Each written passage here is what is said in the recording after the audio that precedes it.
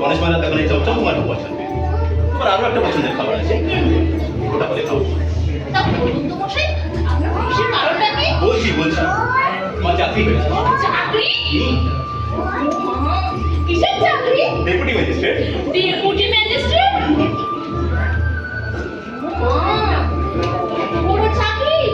আপনি আমার বিচার করবেন, আমাদের কি খুশি হচ্ছে না? তাই বলে বোঝাতে পারবো না। আগামীকাল কলকাতা যেতে হবে, আগামী পরশু কর্মস্থলে যোগদান করতে হবে। কালি কালি আমি কার কাছে থাকবো? বাবু মায়ের কাছে। আপনাকে ছাড়া আমার একটু মন টিকবে না। তাছাড়া আপনার শিবুটা দর্শন করলে আমি যে বাঁচবো না। চাকরিতে জয়েন করে খুব শীঘ্রই তোমাকে আমার কাছে নিয়ে যাবো। কলকাতায় গিয়ে আমার ভুলে যাবে না তো? তুমি আমার লক্ষ্মী, লক্ষ্মীকে কি করে বলতে পারে? মনে থাকে যেন। মনে থাকবে, মনে থাকবে, মনে থাকবে। আসো তো এবার লক্ষ্মী বলবো।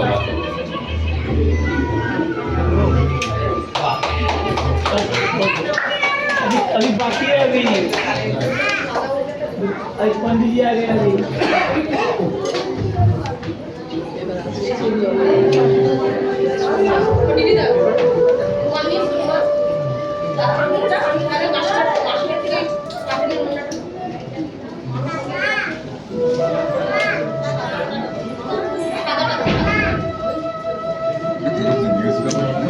ठीक ऐसा हो गया गंभीर तो है।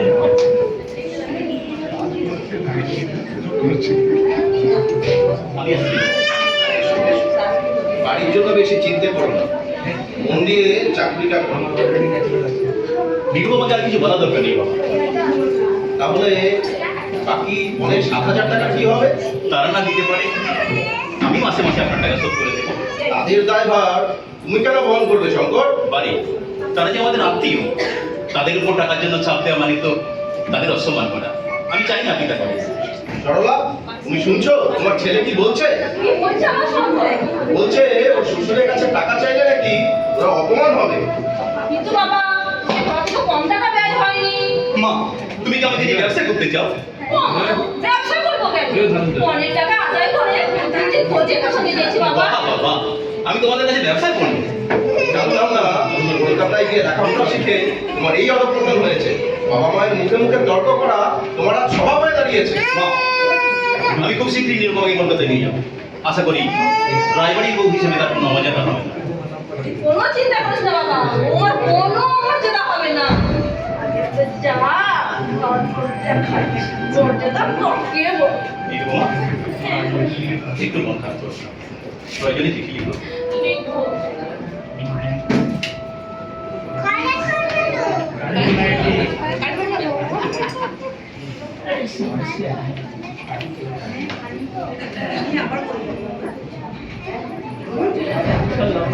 अच्छा है ना, मीनिंगफुल है।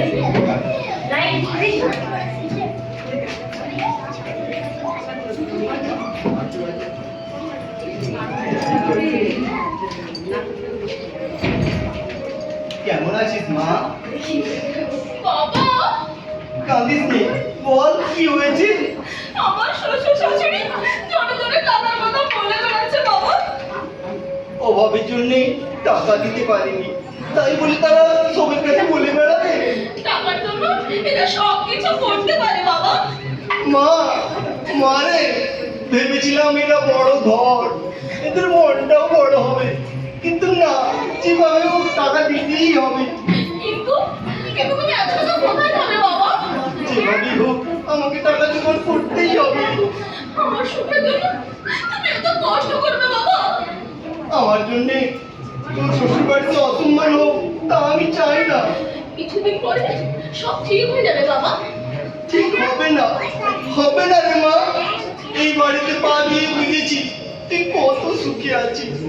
এই বাড়ি ঝিল চাকর পর্যন্ত তোকে পাকা চোখে দেখে। 5 মিনিটের বেশি তোর সাথে কথা বলতে পারি না। বাবা, তুমি আমার সাথে দেখা করতে এসো না বাবা। কেন আসবো না? আসার পর যাতে সুগম হয় সেই ব্যবস্থাই করবো আমি। কিন্তু তুমি কি তাহলে বাস্তবিকে বিক্রি করে দেবে? তাহলে তাহলে দাদারা পরিবার নিয়ে থাকবে কোথায়? তুমি আমার জন্য এমন কাজ করো না বাবা। ভগবান আমার কপালে যা লিখেছে তাই হবে। এসব নিয়ে তোকে ভাবতে হবে না রে মা, দেখি কি করা যায়। বাবা,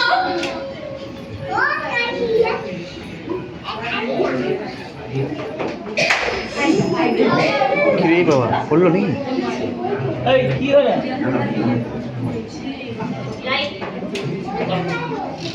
চিঠি আছে, চিঠি নিরুপমা মিত্রের নামে চিঠি। আমাকে দি, আমি তাকে দিয়ে দেবো।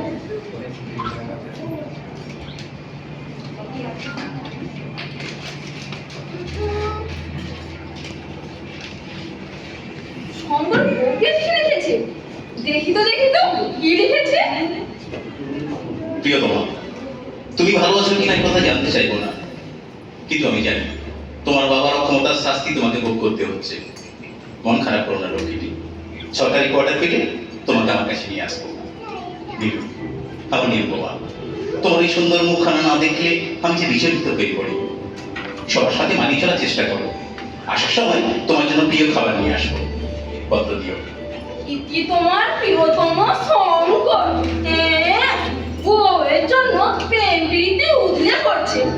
হ্যাঁ রে আমার স্বামী সোহাগী, দাঁড়া চিঠি লেখাচ্ছি। এই আমি চিঠি ছিঁড়ে ফেললাম। এবার দে চিঠির উত্তর দে, কয়টা নিয়ে যাবে? এই যে না মামার বাড়ির অবস্থা।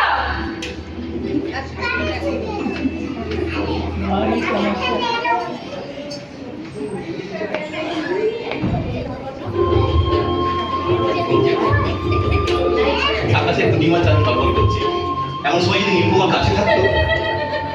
নিরুপমা, আমি এসে গেছি, নীলু, আমাকে ধরতে পারবে না। নীলু, দাঁড়াও নীলু, আরে দিতে পারি, তোমাকে একটা গান শোনাবো। আমি তো গান গাইতে পারি না।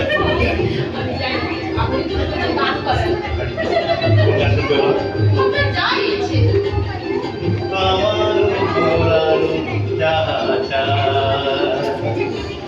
তুমি তাই, তুমি তাই গো, আমার পরানো যাহা আমাদের দেখো, বেশ তো ভালোই লাগছে। তুমি তো ভালো গান করো। প্রথম যেদিন তোমার গান শুনেছিলাম আমি তোমার প্রেমে পড়ে গিয়েছিলাম।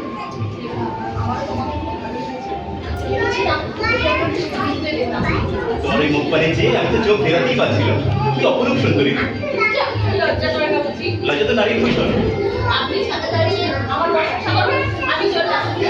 নীলু, নীলু, নীলু। সমস্যা মাননীয় বিচারক মহোদয় আদালতে প্রবেশ করছেন। Order, order, please silent. গৃহবধূ সুশীলা পাইক হত্যা মামলার রায় এখন প্রদান করা হবে। দুই পক্ষের আইনজীবী ও সাক্ষ্য প্রমাণ পর্যালোচনা করে আদালত এই সিদ্ধান্তে উপনীত হয়েছে যে মৃত সুশীলা পাইকের শ্বশুর বিজয় পাইক ও শাশুড়ি মণিমালা পাইক দোষী। তারা দুজন সুশীলা পাইককে যৌতুকের জন্য পিটিয়েছেন এবং পরে শ্বাসরোধ করে হত্যা করেছেন। এমন নৃশংস হত্যাকাণ্ডের জন্য আদালত বিজয় পাইককে ফাঁসিতে ঝুলিয়ে মৃত্যুদণ্ড এবং মণিমালা পাইককে যাবজ্জীবন কারাদণ্ডে দণ্ডিত করছে। আজকের মতো আদালত সমাপ্তি ঘোষণা করা হলো। জানি না আমার নীলু এখন কেমন আছে। বাবা মাকে পনের টাকার জন্য তার উপর নির্যাতন করছে। আজ ভীষণ মনটা খারাপ করছে আমার। যত তাড়াতাড়ি পারি তাকে আমার কাছেই নিয়ে আসে।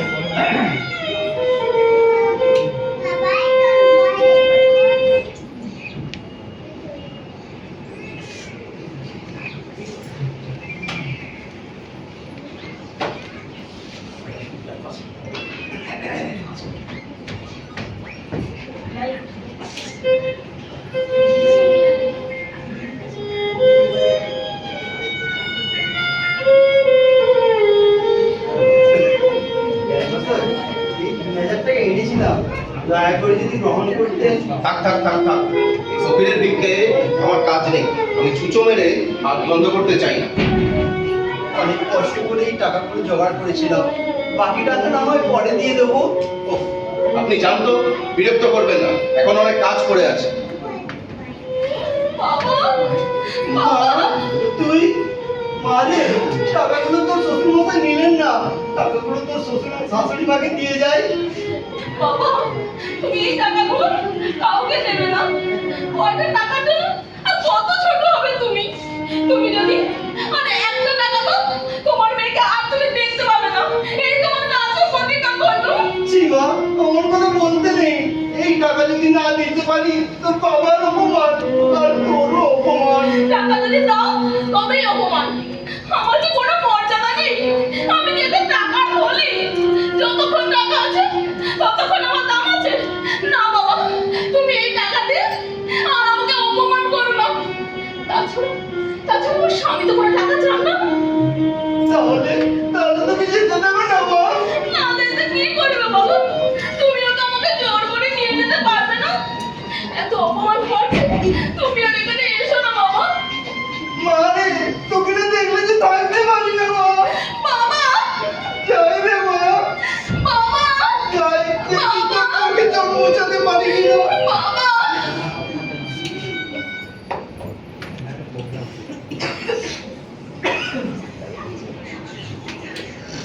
হায় হায় হায় হায়, আমার এ কি হলো? আমার এত বড় সর্বনাশ করলো, এতগুলো টাকা না নিয়ে ফেরত দিয়ে দিল।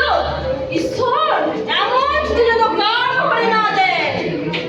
কে তোমার এত বড় সর্বনাশ করলো গো দিদি? এ আবার লোকের মেয়ে নিরুপমা কেন, সে কি করেছে? কি করেনি বলো? 3000 টাকা না নিয়ে বাবাকে ফেরত দিয়ে দিল। আমি শুনলাম ভাসুর টাকা নাকি বৌমার বাবার কাছ থেকে একটি টাকাও নেননি। না না তা না, ও তুমি ভুল শুনেছো। দিদি শুনলাম বৌমার অসুখ করেছে। সবটাই দেখতাম বাবার বাড়ি যাওয়ার ছল। শুনেছি দিদি এই রোগে অনেক লোক মারাও গেছে, খুব মারাত্মক রোগ। আমি বলছিলাম যে দিদি সংকট একবার খবর দিলে হতো না? তা লাগবে না, দেখবে তুমি করে সব সেরে গেছে।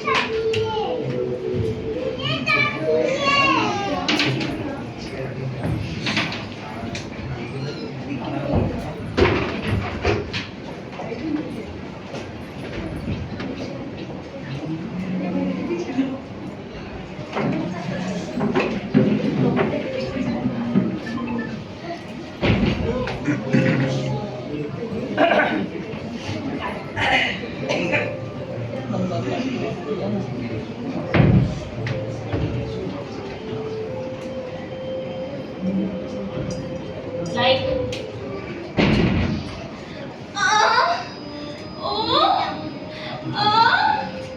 বাবা মা, আমি মরে গেলাম। ও বাবা মা, আমি আর সহ্য করতে পারছি না।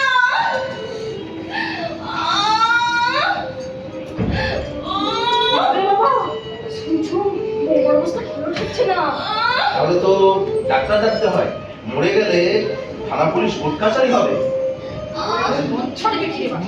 মরে যাবে সাথে আমাদেরও নয়। চঞ্চল চঞ্চল ঘরে এসে পড়ছে। বাবা দাদা, আর আর আর তোমাদের সাথে আমার আর দেখা হলো না। ও বাবলু, বাবলু, তোমাকে আর আমি গাড়ি কিনে দিতে পারলাম না।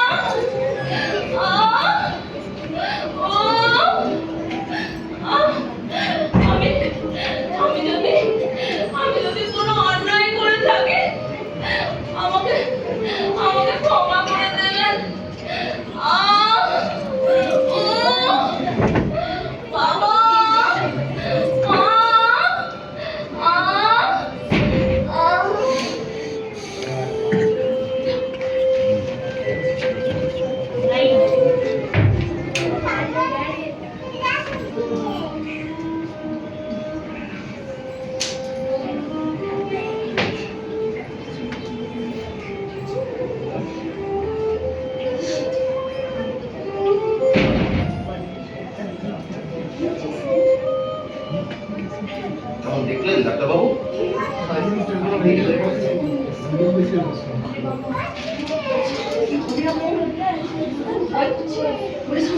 খবর দিলে হতো না? না না, আগে মহা ধুমধামের সঙ্গে ওর অন্ত্যেষ্টিক্রিয়া সম্পন্ন করি, তার জন্য যদি কিঞ্চিত ধার নিতে হয় তাহলে না। না না, আগে অন্ত্যেষ্টিক্রিয়া সম্পন্ন করি তারপর।